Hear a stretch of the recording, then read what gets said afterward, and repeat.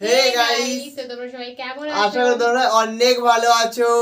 আর আমরাও অনেক ভালো আছি। মানে একটু গরম একটু ঠান্ডা, বুঝতে পারছি না যে মোটামুটি একটা লেভেলে আছি আমরা এখন অবশ্যই। মানে আজকে তোমরা বিশ্বাস করবে না, সারাটা দিন পুরো মেঘলা আকাশ ছিল, অবশ্যই আর এখন গরম, মানে অবশ্যই মানে ভাবা যায় না আর কি। যাই হোক, তো তোমরা কেমন আছো অবশ্যই গাইস কমেন্টে জানাও। জানাও আমরা মানে আমাদের সাবস্ক্রাইবাররা কেমন আছে। আমাদের তো শোনাটা অবশ্যই দরকার যে তোমরা কেমন আছো। একদম, সব একদম। ভিডিওতে আমরা বলি যে আমরা ভালো আছি, আমরা ভালো আছি। তো তোমরা কেমন আছো সেটা অবশ্যই তোমরা কমেন্টে একদম। জানাও তোমরা কেমন আছো। আর কে কোথা থেকে ভিডিওগুলো দেখছো সেটা অবশ্যই অবশ্যই কমেন্টে জানিয়ে দাও। আর গাইস থাম্বনেল দেখে তোমরা বুঝতেই পেরেছো গাইস আজকে কার ভিডিও হতে চলেছে। একদম, অবশ্যই মানে সে সেই- আমাদের সেই ফেমাস যার কথা শোনার জন্য আমাদের যুব সমাজটা সবসময় হ্যাঁ, মানে এক কদম এগিয়ে থাকে, সবসময় যার এক কথা কদম শোনার এগিয়ে। জন্য গরমকালে মানুষ পাখার নিচে বসে বসে ভিডিও দেখে। অবশ্যই অবশ্যই তো মানে আমরা যখনই ভিডিও করব তখনই মানে গরমটা অতিরিক্ত পরিমাণে মনে হয় বেড়ে যায়। মানে অবশ্যই বুঝি না অবশ্যই কেন। অবশ্যই কিন্তু তোমরা গাইস পাখার নিচে বসে প্লিজ ভিডিও করে দেখো, মজা করে। অবশ্যই। তো চলো গাইস বেশি কথা না বলে আজকে টাইটেলটি গাইস আগে দেখে নেওয়া যাক। তো বলছে হতাশ হবেন না, তাকদীর লেখা হয়ে গেছে, মানে হতাশ হবেন না, তাকদীর আমরা লেখা তো হয়ে অনেক গেছে। বলি যে কি হবে কি হবে না, কি হবে, অবশ্য এত সব কিছু ভেবে উপরওয়ালা কোনো জানে। লাভ নেই। আমার এইটুকুনি কপালে যতটুকু লেখা আছে ততটুকুই হবে। অবশ্যই তো অবশ্যই আমাদের মেইন ভিডিও ডেসক্রিপশনে চলে চলে আসবে, আসবে, প্লিজ গাইস তোমরা চেক আউট করে নাও। তো চলো গাইস বেশি কথা না বলে আজকের ভিডিওটি শুরু করা যাক। মুমিনদেরকে বলা হয়েছে তোমরা কখনো হতাশ হবে না, কারণ তাকদীর লেখা হয়ে গেছে, হতাশ হওয়ার কোনো কারণ নাই। একটা প্রবণতা আমরা সমাজে দেখছি হ্যাঁ, আত্মহত্যার। এটা ঠিক। অতিরিক্ত বেড়ে গেছে। ইয়াং জেনারেশনকে আমরা নসিহত করব যে ভুলেও নিজের জীবনকে বিসর্জন দিতে যাবেন। আল্লাহ রাব্বুল আলামিন আপনাদেরকে সৃষ্টি করেছেন তার ইবাদত করার জন্য এবং তার জমিনে তার দিনটাকে প্রতিষ্ঠা করার জন্য। খেলায় খেলায় আপনার জীবনটা নষ্ট করবেন না, ঠিক আছে ভাই? আল্লাহ পাক বোঝার তৌফিক দান করেন। তো কলম সৃষ্টি করার পরে কিয়ামত পর্যন্ত সব লেখা হয়ে গেছে। এখন আমাদের এই পৃথিবীতে তো মানুষ ছিল না, ছিল? এদিকে মনোযোগ দেন। এই পৃথিবীতে কি আগে মানুষ ছিল? এই পৃথিবীতে আগে কি ছিল তাহলে বলেন? হ্যাঁ, মাশাআল্লাহ। এই পৃথিবীতে আগে কি ছিল? এখন ওরা নাই? সবার সাথেই কিন্তু একটা করে আছে, কমপক্ষে কয়টা করে? সবার সাথে কমপক্ষে একটা করে। আর কোন কোন জায়গা আছে যেখানে জিনের বড় বড় আখড়া আছে। পৃথিবীতে যে জায়গাগুলো থেকে ইসলাম বিরোধী অপতৎপরতাগুলো চলে, ওখানে জিনের আখড়া বেশি। আর কথা বুঝতে পারছেন? অবশ্যই তো জিন জাতিকে আল্লাহ পাক ধ্বংস করে দিয়েছেন তাদের পাপের কারণে, আল্লাহ দ্রোহিতার কারণে, অবাধ্যতার কারণে। এখন আল্লাহ রাব্বুল আলামিন ইরাদা করলেন পৃথিবীতে আমাদেরকে সৃষ্টি করবেন, মানে মানুষকে সৃষ্টি করবেন। আল্লাহ পাক তার সমস্ত ফেরেশতাদেরকে একত্রিত করলেন। ঘটনাটা কিন্তু খুব ইন্টারেস্টিং। আমি জানি এখানে ওলামায়ে কেরামও আছেন, তবে আমি সবার জন্য প্রযোজ্য হয় এমন কথা বলারই চেষ্টা করছি, কারণ অনেকে হয়তো এগুলো নাও জানতে পারে। তো আল্লাহ পাকের ভাষায় আমি যদি বলি, আল্লাহ রাব্বুল আলামিন বলছেন, বা'দা আউযু বিল্লাহি মিনাশ শাইতানির রাজীম, ওয়া ইয ক্বালা রাব্বুকা লিল মালাইকা ইন্নী জাঈলুন ফিল আরদি খলিফা। হে নবী মুহাম্মদ সাল্লাল্লাহু আলাইহি ওয়াসাল্লাম, তুমি স্মরণ করো সেই সময়ের কথা যখন আল্লাহ তোমার রব সমস্ত ফেরেশতাদেরকে ডেকে বলেছিলেন যে ইন্নী জাঈলুন ফিল আরদি খলিফা, আমি জমিনে মানে পৃথিবীতে আমার খলিফা পাঠাতে চাই। কি পাঠাতে চাই? আরো জোরে বলেন। আল্লাহ পাক বলেননি পৃথিবীতে মানুষ পাঠাতে চাই, পৃথিবীতে নতুন কোনো মাখলুক পাঠাতে চাই। আমাদেরকে আল্লাহ পাক সম্মানের শব্দে সম্মানিত করেছেন, বিশেষায়িত করেছেন। আমাদেরকে বলেছেন আমরা আল্লাহর খলিফা, আমরা আল্লাহর খলিফা। এখন আমরা আল্লাহর খলিফা, কিন্তু পৃথিবীতে মানুষ খিলাফা শব্দ সহ্য করতে পারে। হ্যাঁ, কি অদ্ভুত না? এটা কোরআনে কি শেষের দিকে আছে না প্রথম দিকে আছে? সূরা বাকারার একদম শুরুর থেকে 3টা 4টা 5টা পৃষ্ঠা উল্টালে দেখবেন এই একটা আছে। কোরআন তাহলে শুরু থেকে কখনো খুলেও দেখেনি সে ব্যক্তি। প্রমাণ হলো এটা, সে খুলেও দেখে নাই, অথবা দেখলেও সে এড়িয়ে গেছে। আল্লাহ পাক আমাদেরকে বললেন যে পৃথিবীতে আমি আমার খলিফা পাঠাতে চাই। তাহলে আদম আলাইহিস সালামকে আল্লাহ পাক মুহাব্বতের শব্দে সম্মানের শব্দে বিশেষায়িত করলেন কি বলে? সুবহানাল্লাহ, সুবহানাল্লাহ। আর খলিফা কাকে বলে এটা আমি আপনাদেরকে বোঝাচ্ছি একটা দোয়া থেকে। এই যে গাড়িতে করে আমরা বাসা থেকে আসলাম বা যখন কোনো সফরে যাই, আমরা একটা দোয়া পড়ি, সুবহানাল্লাযী সাখখারা লানা হাযা ওয়া মা কুন্না লাহু মুকরিনিন ওয়া ইন্না ইলা রাব্বিনা লামুনকালিবুন। এতটুকু তো পড়ি নাকি? বা এগুলো পড়তে হবে? বইমেলায় এসেছি শুধু লেকচার শোনার জন্য না, ছবি তোলার জন্য। আজকে জীবনটা পরিবর্তন করার নিয়াত করে যাইতে হবে, ঠিক আছে ভাই? বই প্রকাশ করা, ছাপানো, বিক্রি করা, লেখা, এর চেয়ে বড় কথা আমার জীবনটা ইলমের আলোয় আলোকিত করা। আমি বই লিখলাম ধরেন একটা, আমার মধ্যে সেই আমল নাই, লাভ নাই। লাভ আছে? আমি বই ছাপাইছি 100, 200, 500, 1000, আমি নিজেই আমল করি না, হবে? আগে আমল জরুরি। ইলমের সাথে আমলটা খুব বেশি জরুরি। আলেম তাকেই বলা হয় যে ইলম অনুযায়ী আমল করে। তাহলে আল্লাহ পাক বলেন, লিমা তাকুলুনা মা লা তাফআলুন, তোমরা এমন কথা কেন বলো যে আমল নিজেরাই করো না? কাবুরা মাকতান ইনদাল্লাহ আন তাকুলু মা লা তাফআলুন, আল্লাহর কাছে সবচেয়ে গর্হিত একটা অপরাধ, তোমরা একটা কথা বলবা কিন্তু আমল করবা না। তো দোয়াটা মুখস্থ করবেন। এই দোয়ার নিচে একটা অংশ আছে, আল্লাহুম্মা আনতা সাহিবু বিস সাফারি। আমার কথাটা শুনেন, খলিফার অর্থটা বুঝেন। অনেকে তো অনেকভাবে ব্যাখ্যা করে আর কি। আল্লাহুম্মা আনতা সাহিবু ফিস সাফারি, আল্লাহ তুমি এই সফরে আমার সাথী। সফরে বের হওয়ার সময় দোয়া পড়ছি আমরা, আল্লাহুম্মা আনতা সাহিবু ফিস সাফারি, আল্লাহ তুমি এই সফরে আমার সাথী। ওয়াল খলিফাতু ফিল আহলি ওয়া মালি, আল্লাহ আমি তো বাসায় নাই, আমার বাসার আহাল মালের খলিফা হচ্ছে তুমি আল্লাহ। তাহলে খলিফা শব্দতে কি বুঝলেন? আল্লাহ আমার বাসার আহাল মালের খলিফা মানে কি? আমার স্থলাভিষিক্ত তুমি আল্লাহ। আমি ওখানে নাই বাসায়, আমি সফরে বের হয়ে গেছে, আমার স্ত্রী, আমার সন্তান, আমার মাল, আমার জান, এগুলোর দায়িত্ব তোমার, তুমি খলিফা। কত চমৎকার দোয়া। তাহলে পৃথিবীতে আমি আমার খলিফা পাঠাতে চাচ্ছি, তার অর্থ কি? আল্লাহ রাব্বুল আলামিন এই পৃথিবীতে আমাদেরকে তার প্রতিনিধি বানিয়েছেন। সুবহানাল্লাহ, সুবহানাল্লাহ। তাহলে আমরা নিজেদের আত্মপরিচয় ভুলে গেলাম যে আমরা আল্লাহর প্রতিনিধি পৃথিবীতে, তাই না? আমরা এখন আব্রাহাম লিঙ্কনের পূজা করতেছি। আব্রাহাম লিঙ্কনের পূজা তো বুঝেন না আপনারা, এটা হচ্ছে ওই যে সকল ডেমোক্রেসির পূজার।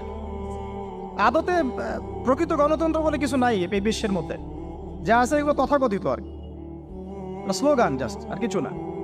এটা যারা চর্চা করে তারাও জানে, আমাদের কাছে তারাই বলে। আদতে এই আপনার কমিউনিজমের কথা বলেন, লেনিন স্টেলিনারিজমের কথা বলেন, আপনি মুসলিনের কথা বলেন, চাইনিজ দর্শনের কথা বলেন, রাশিয়ান দর্শনের কথা বলেন, আর এই যে আরেকটা কি চলতেছে সেকুলারিজমের কথা বলেন, ন্যাশনালিজমের কথা বলেন, এগুলো একটা তাত্ত্বিক মতবাদ শুধুমাত্র। প্রকৃত মতবাদগুলো আপনি পাবেন বিশুদ্ধ যেগুলো কোরআন এবং হাদিসেই, এর বাইরে না। তা আমরা কিন্তু আল্লাহর খলিফা পরিচয় দিতে এখন দ্বিধাবোধ করতেছি। এই জমিনে আল্লাহ পাক আমাদেরকে তার খলিফা বানিয়ে পাঠিয়েছে। এখন খলিফা হলাম কিভাবে, কিসের গুণে খলিফা হলাম? প্রশ্নটা এটা। আমাদের কি 10টা হাত, 10টা পা, বেশি শক্তি ফেরেশতাদের চাইতে, যে আমরা খলিফা হলাম কিসের ভিত্তিতে আর কিভাবে হলাম এটা শোনেন। আল্লাহ পাক বলছেন, ওয়াল্লামা আদামাল আসমাআ কুল্লাহা, আল্লাহ বলছেন আমি আদমকে এই মহাবিশ্বের যত নাম আছে, নাউন্স, ইসম, সব শিক্ষা দিয়েছি। সুবহানাল্লাহ। এই মহাবিশ্বের যত নাম, এখানে ইসম শব্দের অর্থ কিন্তু জ্ঞান। ইসম মানে কি? এখানে জ্ঞান। মহাবিশ্বের যে জ্ঞানগুলো আছে, এই জ্ঞানগুলো আল্লাহ পাক আমাদের আদি পিতাকে শিক্ষা দিয়েছেন। আমাদের আদি পিতাকে আল্লাহ নিজে শিক্ষা দিয়েছেন। সৃষ্টিগতভাবে আমরা জ্ঞানী ছিলাম না, আল্লাহ পাক আমাদেরকে জ্ঞান শিক্ষা দিয়েছেন। আমরা ফিলোসফির বইগুলো খুললে দেখবেন ওখানে বুদ্ধিবাদ নামে একটা মতবাদ আছে। মানে তারা বলে যে মানুষ সৃষ্টিগতভাবেই একজন বুদ্ধিদীপ্ত প্রাণী। এটা ভুল কনসেপ্ট। সৃষ্টিগতভাবে আমাদের মধ্যে জ্ঞান ছিল না, আল্লাহ পাক আমাদেরকে জ্ঞান শিক্ষা দিয়েছেন। কথা বুঝতে পারছেন? একটা মতবাদ তাদের আছে অভিজ্ঞতাবাদ, মানে মানুষ অভিজ্ঞতা থেকেই শিখে। আরেকটা আছে সমন্বয় মতবাদ, আপনারা তো এগুলো অনেকে পড়েছেন হয়তো। এর বাইরে যে একটা মতবাদ আছে যে আল্লাহর পক্ষ থেকে ওহী ভিত্তিক মানুষ জ্ঞান শিখে, এই মতবাদ কোনো দার্শনিকের বইয়ে স্থান পেল না। কি আফসোস, কি আফসোস। অথচ মুসলিম ঘরের দার্শনিক তারা। আমরাও পড়েছি ভাই 4 বছর এই কারণে গেলেই। কি আফসোস, আল্লাহ পাকের ওহীর পক্ষ থেকে যে জ্ঞান আসতে পারে এইটা কনসেপ্টই নাই। অথচ এখানে কোরআনে আল্লাহ পাক বলছেন, ওয়াল্লামা আদামাল আসমাআ কুল্লাহা, আমি আল্লাহ আদমকে সমস্ত নাম শিক্ষা দিয়েছি। সুবহানাল্লাহ। এরপরে এই যে জ্ঞান আদম আলাইহিস সালামকে আল্লাহ পাক শিক্ষা দিলেন, এর ফলশ্রুতিতেই আল্লাহ পাক বললেন যে ওয়াইজ কুলনা লিল মালাইকা উসজুদু লি আদম, হে ফেরেশতারা তোমরা এখন আদমকে সিজদা করো। কি ফেরেশতাদেরকে দিয়ে আল্লাহ পাক আমাদের পিতাকে সিজদা করালেন কিসের মানদণ্ডে? কিসের কারণে? জ্ঞানের কারণে। জ্ঞানের কারণে ফেরেশতাদেরকে আল্লাহ পাক বললেন যে এই নামগুলো বলে দাও তো তোমরা। তারা বলতে পারলো না, তারা বললো লা ইলম আল্লাহুম্মা লা ইলমা লানা ইল্লা মা আল্লামতানা, আল্লাহ আমাদের তো সেই জ্ঞান নাই, শুধু ওইটুকু জ্ঞান আছে যা আপনি আমাদেরকে শিখিয়েছেন। তখন আল্লাহ পাক বলেছিলেন যে আমি যা জানি তোমরা তো জানো না, আমি কি বলি নাই যে আমি আসমান জমিনের গায়েবের সব খবর জানি? তখন আল্লাহ বললেন যে তোমরা সবাই সিজদা করো আদমকে। তাহলে আমাদের পিতাকে খলিফা করা হলো, জ্ঞান শেখানো হলো, আল্লাহ পাক নিজে শেখালেন, ফেরেশতা মণ্ডলীদের দিয়ে সিজদা পর্যন্ত করালেন কিসের মানদণ্ডে? আরো আসতে বলেন, জ্ঞানের মানদণ্ডে। এখন যদি আমরা একটু প্রশ্ন ছুড়ে দেই নিজ নিজ বিবেকে, আমরা কি সেই ওহীর 10টা সূরাও শিখেছি? 10টা পারা কি পড়া হয়েছে কখনো? 10টা সূরারও কি অর্থ জানি? অনেকে তো 10টা আয়াতের অর্থ জানি না। আমরা কি সেই ওহীর 10টা হাদিস শিখেছি? তাহলে আমরা কোথায় সম্মান খুঁজতেছি? পশ্চিমাদের কাছে? বলেন। সত্যি সবচেয়ে আফসোস লাগে আমার একটা জিনিস, যে মুসলিমরা আমরা এখন আমাদের আত্মপরিচয় ভুলে যাচ্ছি, আর আল্লাহ পাক আমাদেরকে যেখানে সম্মান রেখেছেন ওইখানে সম্মান না খুঁজে আমরা অন্যের দাসত্বের সম্মান খুঁজতেছি। আল্লাহ আমাদেরকে বোঝার তৌফিক দান করে। এটা অজ্ঞতার কারণে হচ্ছে। আমাদের কাজ তাদেরকে সচেতন করা বা তাদেরকে মেসেজ পৌঁছে দেয়া। আমরা উগ্র পন্থা অবলম্বন করব, আমরা হিকমার সাথে প্রজ্ঞার সাথে মানুষকে বোঝানোর চেষ্টা করব, এগুলো বোঝানোর অংশ। এখন আচ্ছা আরেকটা কথা আপনাদেরকে বলি, একটা কথা আমি মাঝখানে মিস হয়ে গেছে। এই যে আল্লাহ পাক আমাদেরকে খলিফা করে পাঠিয়েছেন, খলিফার কাজ কি? প্রশ্ন না? আমাদের কাজ কি তাহলে? এই কাজটা আল্লাহ পাক আবার ব্যাখ্যা করেছেন সূরা সদের মধ্যে। কোন সূরায়? সূরা সদ। সদ নামে একটা সূরা আছে, অবশ্যই সূরা ইয়াসিনের আগে পড়ে পাবেন। তো এখানে আল্লাহ পাক আরো একজন নবীকে তার খলিফা বলেছেন, সেই নবীর নাম দাউদ আলাইহিস সালাম। কি নাম?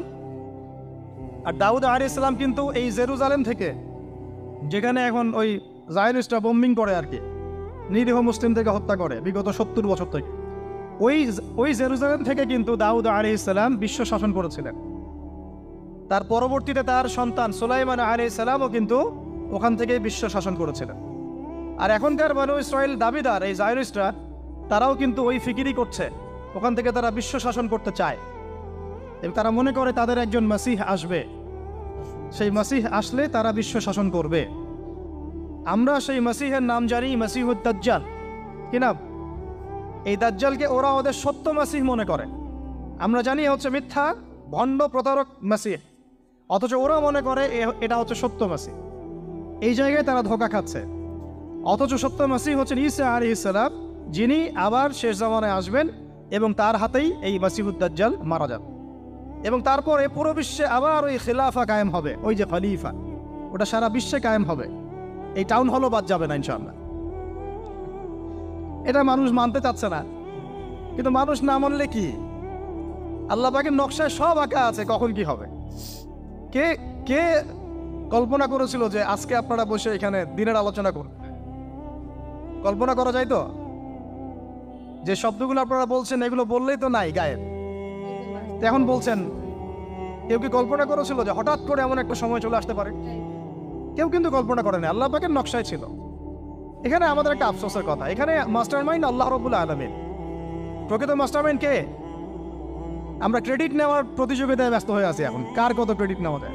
এখানে একক ক্রেডিট পাওয়ার যোগ্য কেউ না, সমস্ত ক্রেডিট কার? আল্লাহ রাব্বুল আলামিন। এটা আল্লাহর সাথে গাদ্দারি করতে যায় না, তাহলে ভুল হয়ে যাবে। কারণ আমি বারবার বলেছি আপনাদেরকে, কোরআন থেকে একটা শিক্ষা আমরা শিখেছি, একটা কম যখন মাজলুম থাকে, দুর্বল মাজলুম জুলুমের শিকার হচ্ছে, আল্লাহ পাক সেই কমটাকে বাঁচান, কোনো না কোনো একজন ত্রাণকর্তাকে পাঠান, কোনো একটা সূরতে আল্লাহ পাক সেই কমকে বাঁচায় দেন। আবার যদি এই নিয়ামতটা পাওয়ার পরে ওই কম আবার এই জুলুম শুরু করে, আবার আল্লাহ দ্রোহিতা শুরু করে, আল্লাহ পাক তার চেয়ে বড় জালেম চাপাই দিন। কথা বুঝতে পারছেন? আল্লাহর সাথে গাদ্দারি করতে চাই না, আল্লাহ পাক আমাদেরকে বোঝার তৌফিক দান করেন। এখন খলিফার কাজটা কোথায় পাবেন? কোন সূরায় ভাই বলেন? সূরা সাদে আল্লাহ পাক দাউদ আলাইহিস সালামকে খলিফা সম্বোধন করে বলছেন, ইয়া দাউদ, কি চমৎকার আহ্বান, ইয়া দাউদ, হে দাউদ, ইন্না জাআলনাকা খলিফাতান ফিল আরদ। দেখো আমি আল্লাহ তোমাকে পৃথিবীতে খলিফা করেছি। কি করেছি? খলিফা করেছে। তোমার কাজ কি শোনো, ফাহকুম বাইনান নাসি বিল হক। বোঝার চেষ্টা করেন একজন খলিফার কাজ কি। খলিফা মানে আল্লাহর প্রতিনিধি, জমিনে যে দায়িত্বশীল, অন্য মানুষের উপরে যে দায়িত্বশীল, তার কাজ ফাহকুম বাইনান নাসি বিল হক, মানুষের মাঝে ন্যায় বিচার প্রতিষ্ঠা করবে, এটা তোমার কাজ। তাহলে এখন যারা আমরা এই জায়গায় আছি বা ভবিষ্যতে আসব, আরও কাল আগাতে থাকবে, সময় আগাতে থাকবে, নতুন নতুন নেতৃত্ব আসবে, সবার ফাংশন একটাই, ফাহকুম বাইনান নাসি বিল হক। আমাদের কাজ হবে মানুষের মাঝখানে কি করা, ন্যায় বিচার, বিচার ফয়সালার ক্ষেত্রে ইনসাফ করা, ন্যায় বিচার করা। তো ন্যায় বিচার তো এখন জাদুঘরে আছে নাকি? হ্যাঁ, কোনো কোনো ক্ষেত্রে আমরা চাই না যে ন্যায় বিচার জাদুঘরে যাক, আমরা চাই আবারও ন্যায় এবং সাম্যের সমাজ প্রতিষ্ঠা। ইনশাআল্লাহ এরপর থেকে আমরা কোনো অন্যায় সহ্য করব না। ইনশাআল্লাহ এরপর থেকে আমরা কোনো জল্লাদতন্ত্র কায়েম করতে দিব না। আমাদের যা আছে তাই নিয়ে প্রতিবাদ হবে ইনশাআল্লাহ। কারণ এখনকার প্রজন্ম প্রতিবাদের ভাষা বুঝে। এখন যদি আপনারা আবার সেই প্রাচীন জুলুমের তন্ত্রের মধ্যে ফিরে যান, তাহলে আল্লাহর গজব চলে আসবে, বড় গজব। তো খলিফার কাজ কি ভাই? কি কাজ বললাম বলেন? মানুষের মাঝখানে ন্যায় বিচার প্রতিষ্ঠা করা। আচ্ছা, আরো আছে, আয়াত শেষ হয় নাই। আল্লাহ পাক বলছেন, ওয়ালা তাত্তাবিউল হাওয়া। আর ন্যায় বিচার করতে গিয়ে নিজের মানে প্রবৃত্তির অনুসরণ করো না। ন্যায় বিচার করতে গিয়ে নিজের প্রবৃত্তির অনুসরণ করো না, মন গড়া বিধানের অনুসরণ করো না। আমার মামা, আমার চাচা, আমার খালু পার করে দিও না। প্রবৃত্তির অনুসরণ মানে কি? মন যাচাই তাই করো না। ন্যায় বিচার করতে গিয়ে আল্লাহ পাকের বিধান মেনে চলো। আর সূরা মাইদাতে আল্লাহ পাক বলেছেন, আয়াত নাম্বার 44, 45, 47, ওয়ামান লাম ইয়াহকুম বিমা আনজালাল্লাহ ফাউলাইকা হুমুল কাফিরুন। যারা আল্লাহ পাকের হুকুম অনুযায়ী বিচার ফয়সালা করে না, তারা কাফির। 45-এ গিয়ে আল্লাহ বলছেন, ওয়ামান লাম ইয়াহকুম বিমা আনজালাল্লাহ ফাউলাইকা হুমুল ফাসিকুন। যারা আল্লাহ পাকের বিধান অনুযায়ী বিচার ফয়সালা করে না, এরা ফাসিক, পাপাচারী। 47 নম্বর আয়াতে গিয়ে আবার বলছেন, ওয়ামান লাম ইয়াহকুম বিমা আনজালাল্লাহ ফাউলাইকা হুমুজ জালিমুন। যারা আল্লাহর হুকুম বিধান অনুযায়ী বিচার ফয়সালা করে না, এরা জালেম। তো বন্ধুরা, আমাদের ভিডিওটি তোমরা দেখলে অবশ্যই কমেন্টে জানাও তোমাদের কেমন লাগলো আমাদের ভিডিওটি। মানে সম্পূর্ণটা মানে আল্লাহকে নিয়ে অবশ্যই ওই যে ওখানে বলেছিল যে হতাশ হবেন না, কেন বলেছিল, তো সেটা সম্পর্কে আজকে টোটাল ভিডিওটা। আর সত্যি আবহাওয়ার কথাবার্তা যত শুনি তত নিজের মনের ভিতরে আর একটা মানে অন্যরকম উত্তেজনা সৃষ্টি হয়।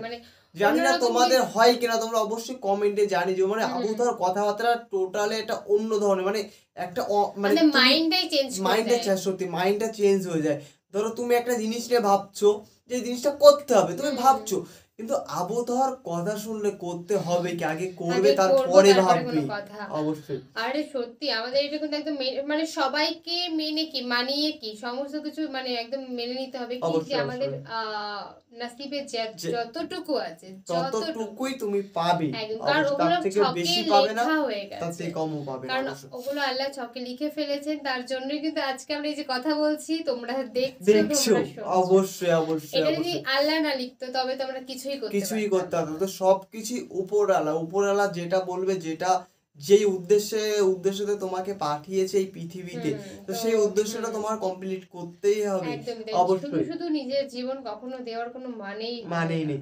তো চলো গাইস, অবশ্যই চলো গাইস, নতুন কোনো ধামাকাদার গাইস ভিডিওতে তোমাদের সাথে আবার দেখা হবে। আজকের মতন এখানেই, টাটা।